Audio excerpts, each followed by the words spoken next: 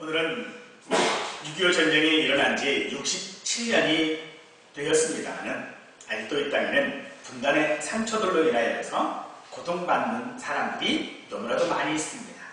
우리 예수 믿는 사람들이 마땅히 그들을 위하여 기도하는 것이 마땅한 줄로 압니다. 6.25 전쟁이 있었을 그 당시에는 참 많은 사람들이 어려움을 가지고 있었습니다. 먹는 것도 힘들었고 집을 갖는 것도 힘들었고 또 공부하는 것도 힘들었고 정말 어느 한 가지 쉬운 것이 없었던 그런 때입니다.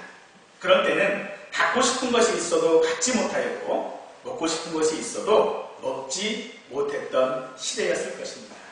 그러나 지금 시대는 우리가 원하는 것들을 충분히 가질 수 있고 원하는 것을 충분히 먹을 수 있는 시대이기도 합니다. 여러분은 지금 혹시 갖고 싶은 어떤 것들이 있으십니까? 그 갖고 싶은 것들을 어떻게 하면 가질 수 있습니까? 여러분들은 지금 드시고 싶은 음식이 있습니까? 그 음식을 어떻게 하면 드실 수 있는지 아마 잘 아실 것입니다.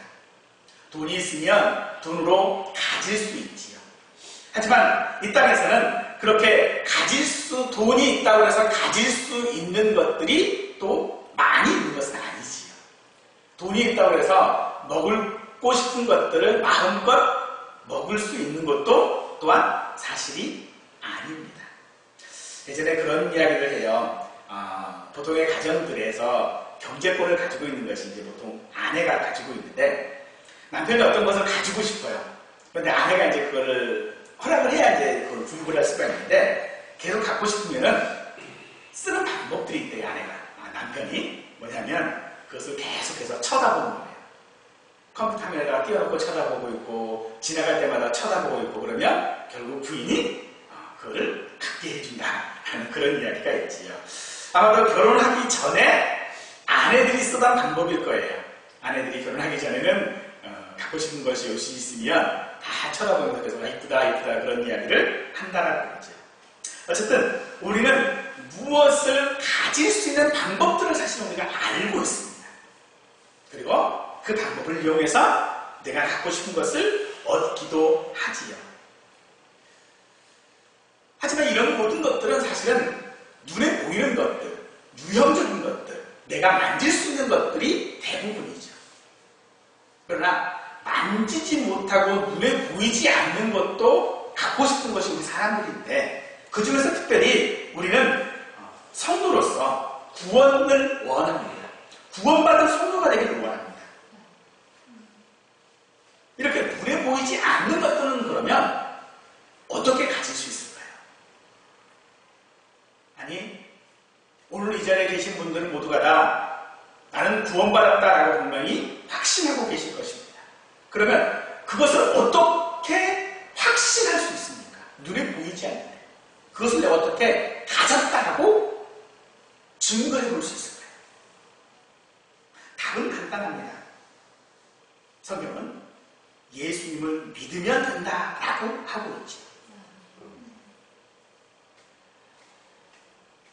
그런데 이렇게 예수님을 믿으면 된다라고 했는데 우리에게는 한 가지 의문점이 생기는 거죠. 내가 예수님을 믿고 있는 것이다. 때로 어떤 사람들은 그런 질문들을 하게 되죠. 네가 그렇게 하는데 그런 마음을 가지고 있고 그런 행동들을 하고 있는데 네가 예수 믿는 사람이냐? 라고 하는 질문을 스스로에게 하게 되시죠. 그래서 오늘 우리가 읽은 이 본문의 말씀처럼 한 율법사가 예수님께 했던 질문을 가지고 무엇을 해야 합니까? 라고 하는 제목으로 함께 말씀을 전하고자 합니다. 오늘 본문은 우리가 잘 아는 선한 사마리아인의 비유가 있는 부분의 앞부분입니다. 즉, 이 질문을 통하여서 예수님은 선한 사마리아의 비유를 함으로써 우리에게 어떤 교훈들을 주시고자 했던 것이죠.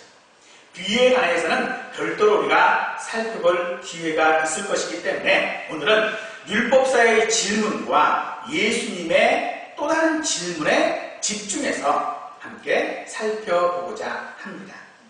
예수님은 여러 사역을 하셨습니다. 병 고침과 같은 기적뿐만 아니라 성경을 가르치는 일을 하셨는데 그 가르침이 당시의 율법사들과는 다른 권위를 가지고 가르치셨습니다. 그래서 서기관들이나 바리새인과 같은 율법사들은 또 제사장들은 예수님을 좋아하지 않았을 뿐만 아니라 어떻게 하면 책을 잡아서 죽이려고 하는 모의까지도 했던 사람들입니다. 그러던 중에 한 율법사가 예수님께 나와서 이야기합니다. 그러나 어떻게 이야기합니까? 예수님을 시험하여 질문을 하고 있다는 것이죠. 즉 그가 영생의 방법을 알지 못해서 구원받는 방법을 알지 못해서 예수님께 질문한 것이 아니라 예수님을 시험했다라고 하고 있죠. 이 시험은 영어로 테스트라고 이야기를 합니다. 일찍이 예수님은 마귀에게 시험을 받으셨습니다. 그때 예수님은 자신을 시험하지 말라, 나를 테스트하지 말라라고 하시지 않고 하나님을 시험하지 말라라고 했습니다.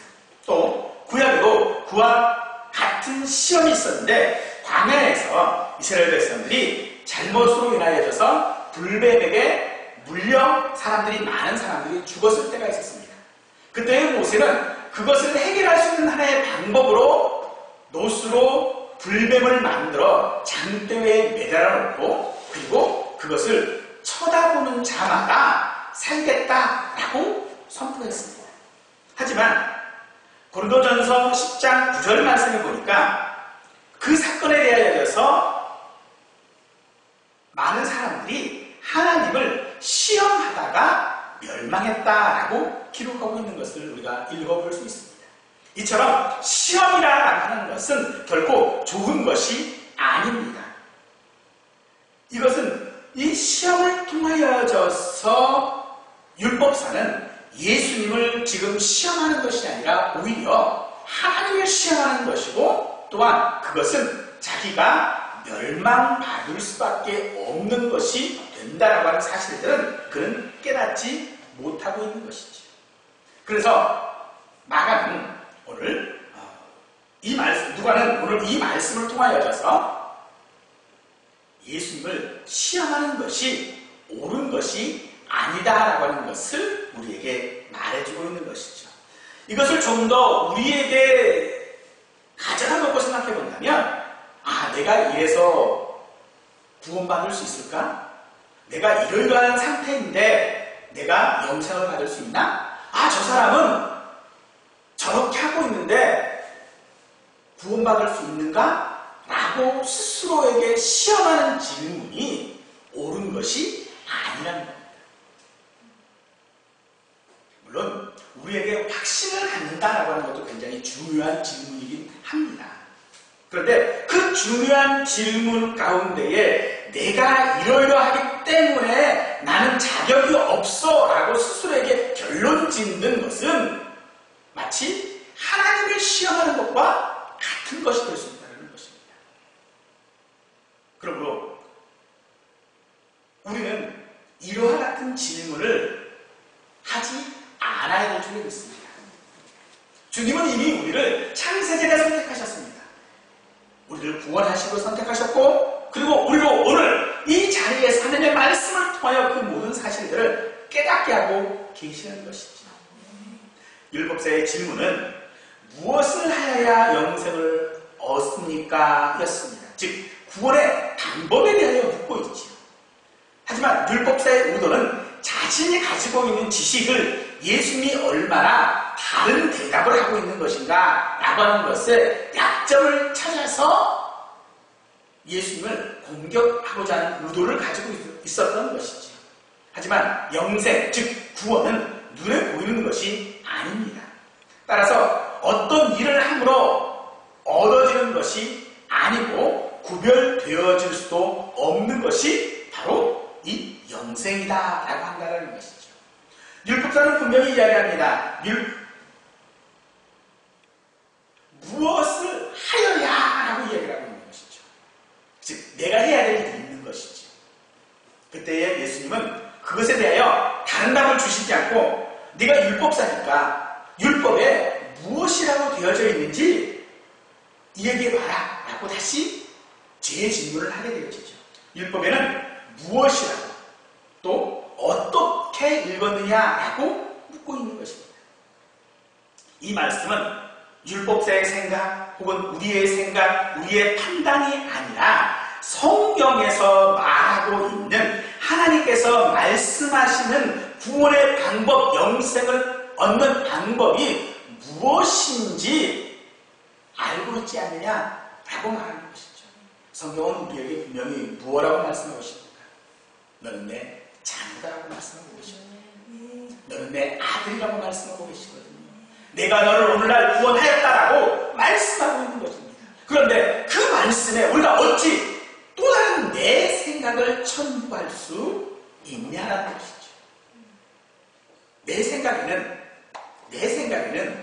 내 행동이나 내 마음이나 혹은 나의 어떤 모든 형편들이나 살펴보면 조건에 충분하지 않습니다. 어떤 것도 충분하지 않습니다. 하나님께서 내게 주신 그 사랑을, 하나님께서 내게 주신 그 은혜를 내가 갚으려면 내가 가지고 있는 걸 가지고는 너무너무나도 부족하다는 것이죠. 그런데 그것을 하나님께서 우리에게 어떻게 주셨어요? 값을 받지 않으시고 주셨다. 그래서 성경이 무엇이라고 말하고 있느냐고 우리에게 묻고 있는 것입니다. 우리의 인생의 문제도 그렇습니다.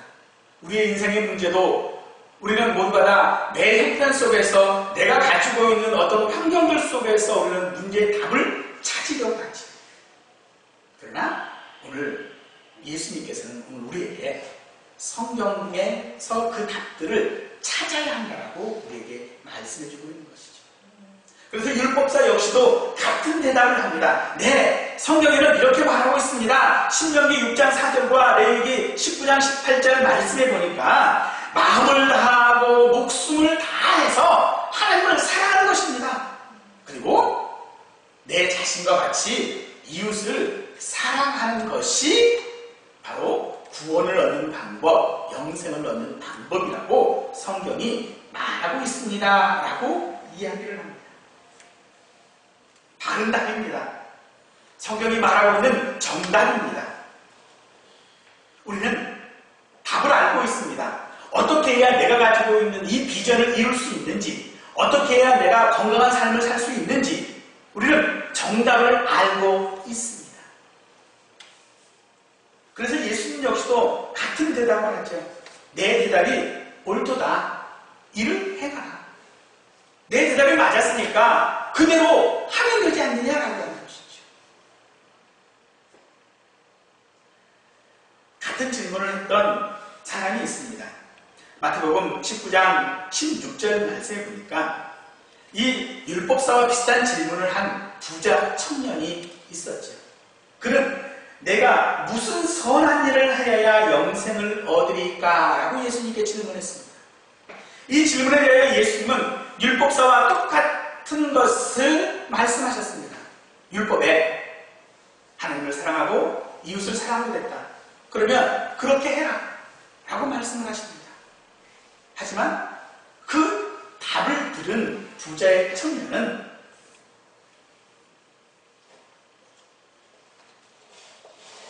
그 말씀대로 살지 않았습니다. 구원의 방법에 대하여 묻는 것에 대하여 율법사의 의도와는 상관하지 아니하시고 온전히 예수님께서는 말씀을 기초로 하여 그에게 대답을 했던 것이죠.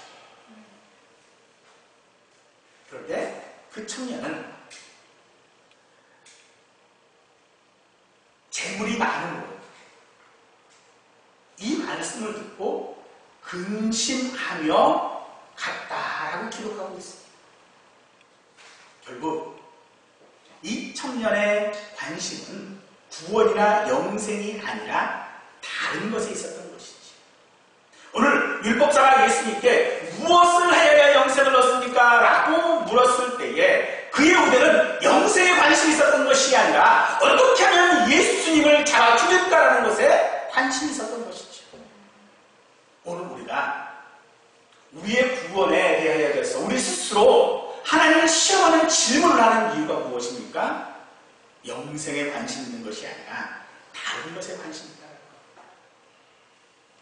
지금 내 몸의 건강의 상태, 경제적인 상태, 혹은 가정의 어떤 상태들이 내가 원하는 대로 풀리지 않았을 때에, 내가 바라는 대로 풀리지 않았을 때에 우리는 하나님께 그런 질문을 한다는 것입니다.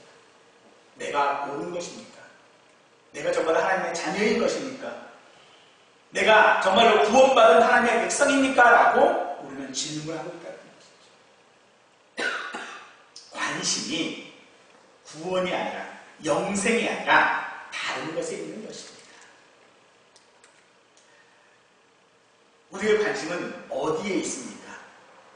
요한복음 6장에서 예수님은 당시 예수님이 그 말씀을 배우기를 원하고 따르기를 원했던 12제자를 제외한 다른 제자들도 많이 있었습니다. 그런데 그 다른 제자들과 함께 예수님이 말씀을 가르치실 때에 그 말씀을 이 제자들이 이해하기가 어려웠습니다. 아니, 따르기가 어려웠습니다. 너의 모든 재산들을 다 팔아서 유수에게 나눠주고 너는 날 따라라. 따르기가 힘든 것이죠. 자기의 것을 포기하기가 어려워지자 많은 제자들이 예수님을 떠났습니다. 더 이상 이 선생에게는 내가 배울 수 없구나. 아니, 내가 따라갈 수가 없구나. 그러니 내가 가야 되겠다. 그리고 다 떠나갔습니다. 그때에 12제자를 향하여 예수님은 그들에게 묻습니다. 너희도 가려느냐? 그 질문에 베드로는 요한복음 6장 68절에서 이렇게 대답을 하고 있습니다. 영생의 말씀이 주께 있사오니 우리가 누구에게 가오리까? 영생의 말씀이 예수님께 있는데 그 말씀을 떠나서 어디 가겠습니까? 모든 해답의 답들이 예수님께 있는데 예수님을 우리가 어떻게 떠날 수 있습니까? 라고 대답을 하는 것입니다. 예수님께는 영생의 말씀이 있습니다. 즉 영생은 예수님을 떠나서는 얻을 수 없는 것이라는 것입니다. 그러므로 우리는 예수님께 가야만 합니다. 우리가 영생을 얻기 위해서는 예수님 앞에 가야만 하는 것이죠. 하지만 율법사는 예수님께 가지 않고 영생을 얻을 수 있는 방법이 있는지를 생각하고 있는 것이죠. 사람은 많은 노력을 하는 인류입니다. 그래서 많은 것들을 이루었죠. 그 이루는 가운데에 수많은 실패들도 했고, 그리고 이루어 놓은 것도 많이 있습니다. 그래서 사람들은 하늘은 스스로 돕는 자를 돕는다 하는 그런 말들을 통하여서 사람의 무한한 가능성을 말하고 있습니다. 사람의 노력 유화에 따라서 되지 않을 일이 없다라고도 이야기합니다. 그러므로 우리가 영생이든 구원이든 내가 노력하면 노력한 만큼을 통하여서 얻을 수 있는 것 아니냐라고 우리는 생각할 수 있을 것입니다. 내가 무엇을 이루기 위하여 내가 이렇게 노력을 하면 그 노력한 것을 얻을 수 있다라고 우리는 생각합니다. 혹여 내가 그것을 얻지 못했을 때, 노력하는 대로 얻지 못했을 때는 내가 노력한 것이 방향이 틀렸나 보구나, 방법이 다른 방법을 썼어야 했는 거구나 라고 생각하면서 다른 방법들을 찾기도 합니다. 사람들이 이루어놓은 것들을 보면 그렇죠. 이 방법을 쓰다가 안 되면 저 방법을 쓰고, 저 방법을 쓰다가 안 되면 또 이 방법을 쓰고 하는 여러 가지의 방법들을 하다가 결국 할 수 있는 방법을 찾아내잖아요. 우리의 영생과 구원도 우리는 그와 같을 것이다 라고 생각한다는 것입니다. 하지만 성경은 분명히 우리에게 예수 그리스도 외에는 우리에게 구원을 얻을 만한 다른 길이 없다라고 분명히 말씀해주고 있습니다. 즉 예수님의 그 방법밖에는 없다라고 우리에게 말하고 있는 것입니다. 그러므로 율법사의 이 질문은 사실 다르게 해야만 합니다. 무엇을 해야 합니까? 라고 물을 것이 아니라 그러면 우리는 어떻게 살아야 합니까? 라고 질문해야 되는 것입니다.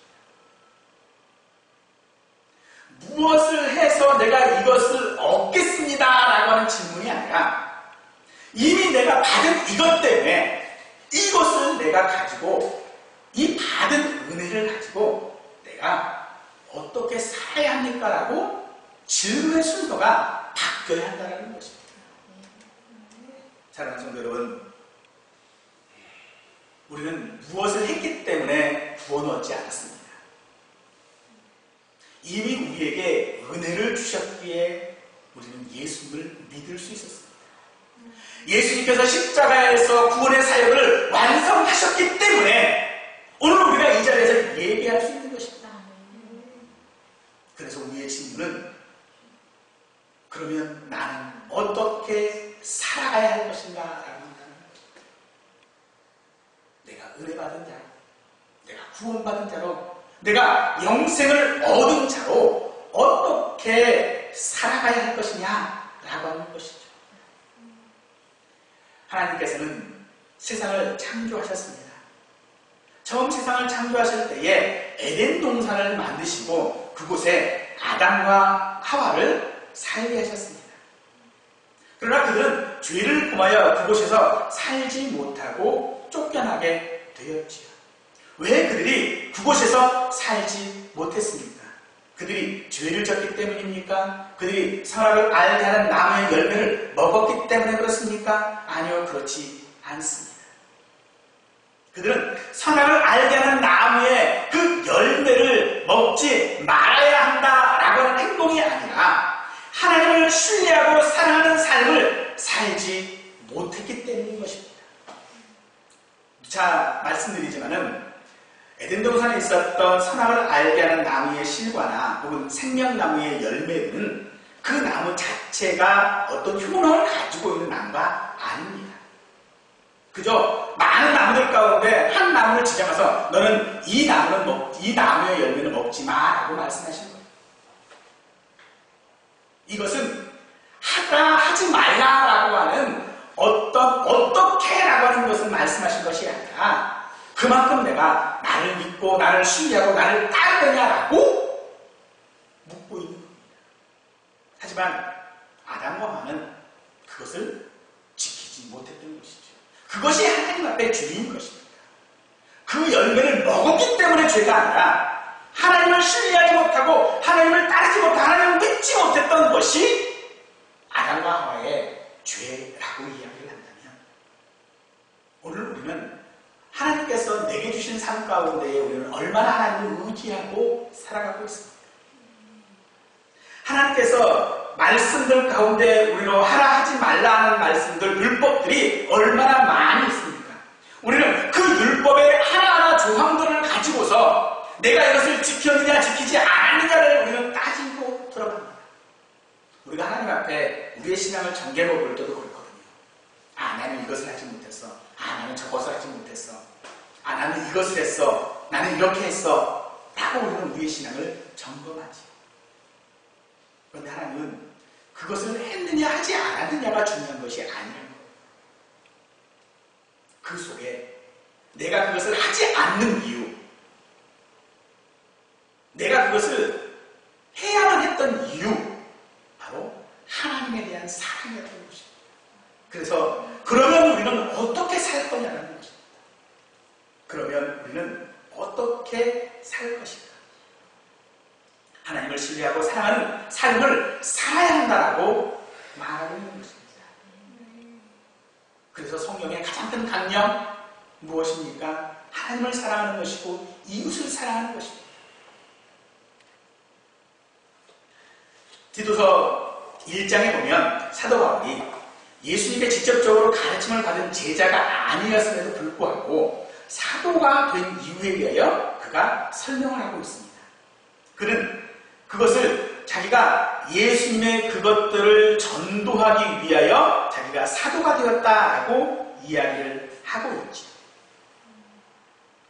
전도가 무엇입니까? 전도는 예수님을 믿어야 구원받는다라고 하는 것입니다.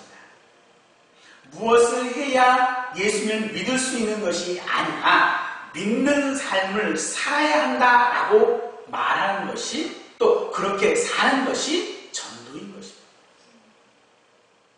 바로 그렇게 전도하는 자가 사도인 것이고, 바로 그가 하나님이 선택한 자인 것이지. 이처럼 오늘 우리도 그렇습니다. 오늘 우리 역시도 하나님 앞에 어떻게 내가 살아가야 돼? 내가 왜 성도가 되었는가? 내가 왜 오늘 예배하는 이 자리에 있고, 내가 왜 기도하는 자리에 있고, 내가 왜 세상 가운데 핍박받는 자리에 있느냐라고 하는 것은 전부를 위한 것이다. 예수 믿어야 구원받는다라고 하는 것을 말이 아닌 내 삶을 통하여 보여주고 있다는 것입니다. 율법사에게 예수님은 그러면 살리라 라고 말하고 있습니다. 그래, 그렇게 하면 된다 라고 말씀하시는 것입니다. 오늘 이 말씀을 우리에게도 똑같이 하고 계시는 것입니다. 그렇게 살면 돼. 하나님 앞에 내가 구원의 은혜를 받았어? 그러면 그 은혜 받은 대로 살면 돼. 너에게 기도할 일이 생겼어? 그러면 기도해. 내가 기뻐할 일이 있니? 그럼 기뻐해. 너의 그 삶 자체가 바로 그렇게 사는 것이 사는 것이다 라고 이야기하는 것입니다.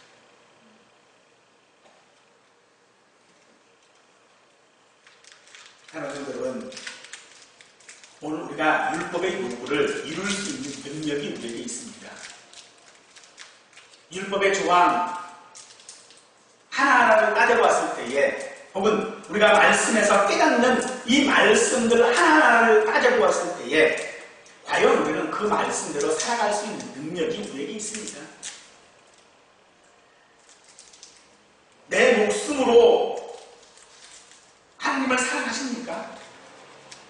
나 자신을 사랑하는 것처럼 내 주변에 있는 사람들을 정말로 사랑하고 계십니까?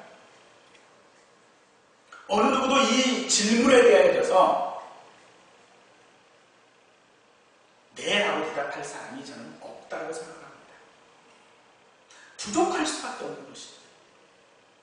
늘 모자랄 수밖에 없는 것이 이 율법의 요구입니다.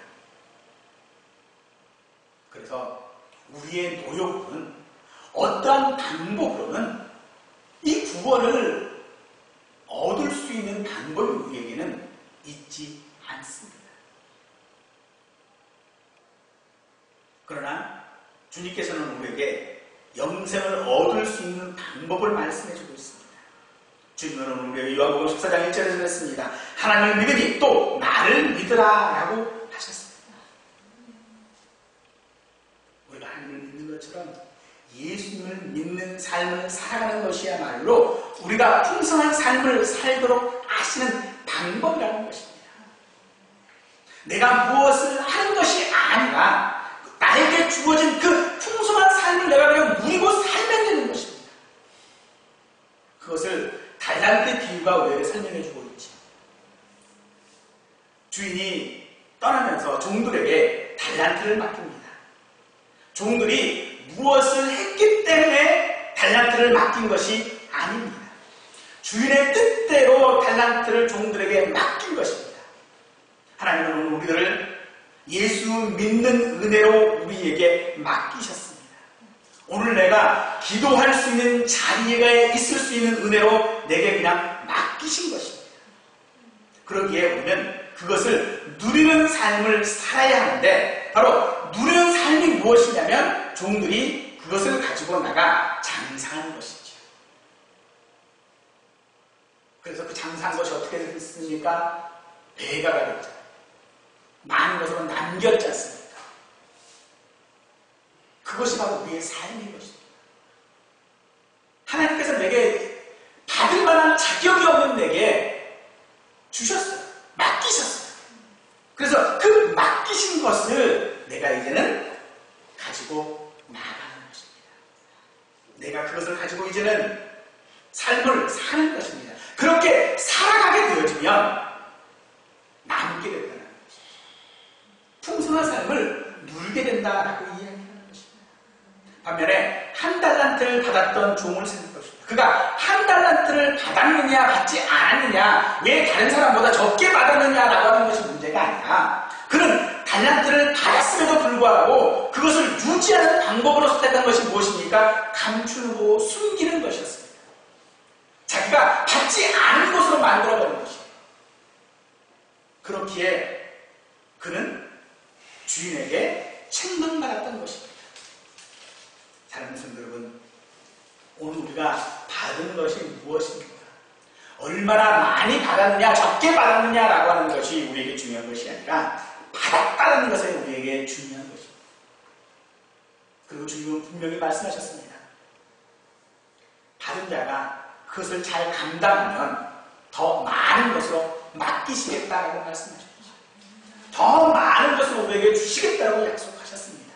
오늘 내게 있는 것이 비록 부족하고 내가 생각하기에 부족하다 할지라도 우리는 그것을 가지고 어떻게 살아가야 하냐라고 하는 질문을 우리는 우리 스스로에게 날마다 해야 될 줄로 믿습니다. 요한복음 19장 3절에서 우리에게 영생에 대하여 예수님은 다시 한번 우리에게 말씀해 주고 계십니다. 영생은 곧 유일하신 참 하나님과 그가 보내신 자 예수 그리스도를 아는 것이다 라고 말씀하셨습니다. 여러분, 하나님을 아시지요? 여러분을 살아가시는 예수님을 알고 계시지요? 우리는 누군가의 전도를 통하여 성경의 말씀을 통하여 율법사처럼 알고 있습니다. 또한 성경을 읽고 그것을 통하여 하나님이 얼마나 나를 사랑하시는지를 우리는 알고 있습니다. 그러면 그렇게 살아가시기를 바랍니다. 얻으려고 받으려고 하는 노력이 아니라 받은 것을 가지고 살아갈 때에 우리는 그것이 영생을 얻는 길입니다. 그것을 가지고 살아갈 수 있는 분들이 되시길 바랍니다. 오늘 내게 주어진 일들을 가지고 내게 주어진 삶들이 온전히 하나님 앞에 살아갈 때 감추진 것이 아니라 살아갈 때에 실패하고 또 실패할 수는 있습니다. 또 넘어지고 또 넘어질 수도 있을 것입니다. 그러나 분명한 것은 넘어지는 주님이 일으키실 것입니다. 내가 실패하면 또다시 나를 일으키셔서 나를 감싸시고 위로하시고 치유하시고 또다시 우리가 삶을 살도록 주님께서 해주신다는 것입니다. 그 사실들을 우리의 마음 가운데 깊이 믿고 또 그 믿는 바대로 살아가는 우리 모두가 되시기를 간절히 축원드리겠습니다.